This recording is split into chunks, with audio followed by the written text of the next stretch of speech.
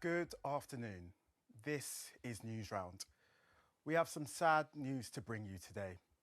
Queen Elizabeth II has died at the age of 96. She passed away at Balmoral Castle in Aberdeenshire. She was the UK's longest serving monarch. She spent longer on the throne than any other king or queen. She became queen in 1952. Her death marks the end of an era for our country. Ricky looks back now at her life and reign.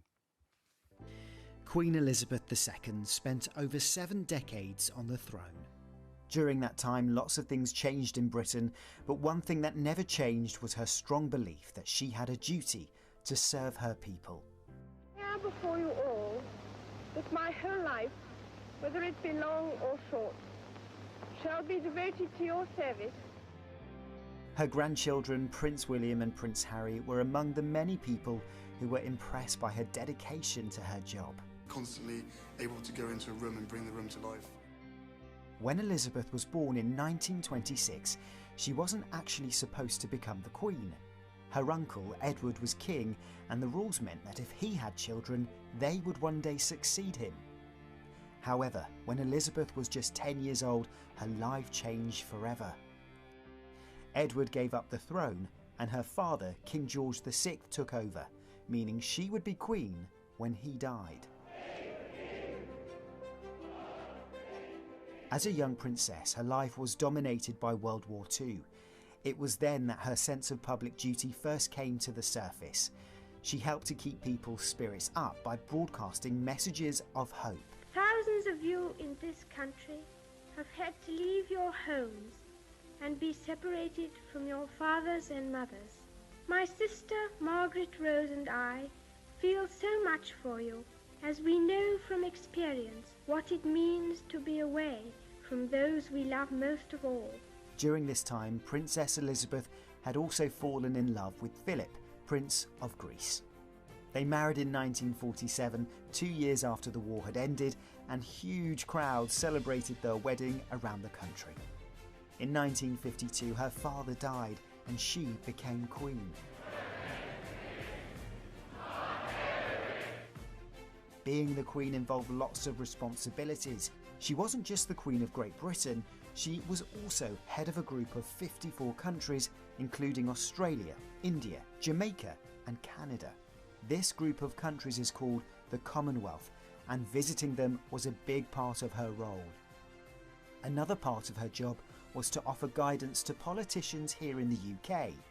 She met with the Prime Minister every week to be consulted on the biggest issues of the time. Her time as Queen wasn't always easy. One of the most difficult periods in her reign came in 1997 after the death of Princess Diana, who had been married to her son Prince Charles and was the mother of Princes William and Harry. Princess Diana had been very popular, and when she died there was an outpouring of sadness. Thousands of people left flowers and cards at the gates of Buckingham Palace in London. At the time, the Queen was in Scotland with Prince William and Harry. She decided the family should stay there and grieve in private, rather than making statements or going back to London where the crowds of people were. Many thought this showed that she didn't understand their feelings and that the Queen was out of touch with her people. Eventually, she spoke to the public on live TV. What I say to you now, as your Queen and as a grandmother, I say from my heart. First, I want to pay tribute to Diana myself. It had been one of the few times in Queen Elizabeth's reign that large numbers of the public had been against her, and the experience left her shaken. However, the family recovered from this difficult time, and later in her life, there were lots of royal celebrations. One of the biggest was the wedding of Prince William to Kate Middleton, now called the Duke and Duchess of Cambridge. Around 1 million people gathered on the streets of London, and some even camped out for days to see the royal couple. A year later, there were more celebrations, this time because the Queen had reached an important milestone, her Diamond Jubilee. That meant she had spent an incredible 60 years on the throne. The Jubilee came in the same year as the 2012 London Olympic and Paralympic Games. A few years later, the Queen celebrated her 90th birthday with lots of events, including a service at St Paul's Cathedral and a giant street party with 10,000 guests. The monarch continued with her public duties and royal visits well into her 90s. The Queen encouraged the nation to keep going when the 2020 coronavirus pandemic hit the world. While we have faced challenges before, this one is different. This time we join with all nations across the globe in a common endeavour. We should take comfort that while we may have more still to endure, better days will return. We will be with our friends again. We will be with our families again. We will meet again.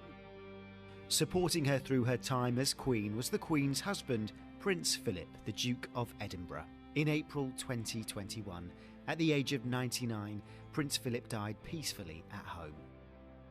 The Duke of Edinburgh had been at the Queen's side since they married in 1947, and she often talked about how much she relied on his support. Following Prince Philip's death, the nation got one final chance to thank the Queen during the Platinum Jubilee celebrations in June this year.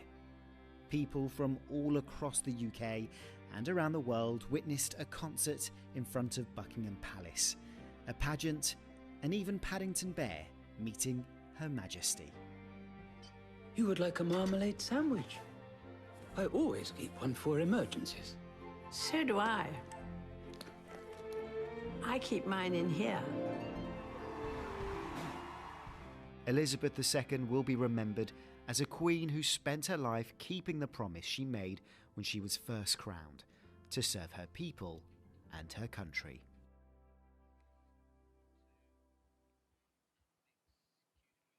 Queen Elizabeth II, who died today.